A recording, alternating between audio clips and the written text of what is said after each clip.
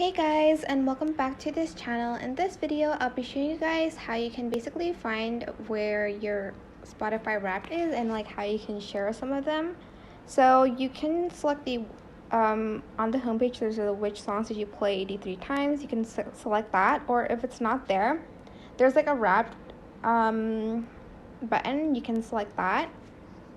And then here you're just going to select your 2023 Wrap. You can also skip it to like maybe the top artists of 2023. Over here are your top songs here. You can like skip it and like open it here. But I'm just going to select the 2023 Wrapped, and you can like kind of skip through some of them.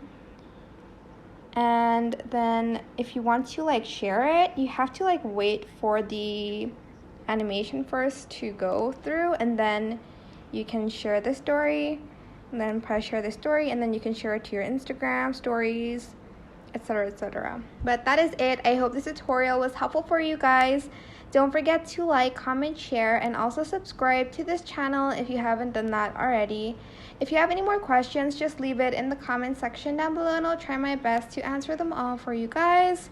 And if you found this video helpful, please click the thanks button above the description box down below. Thank you so much for watching. Bye!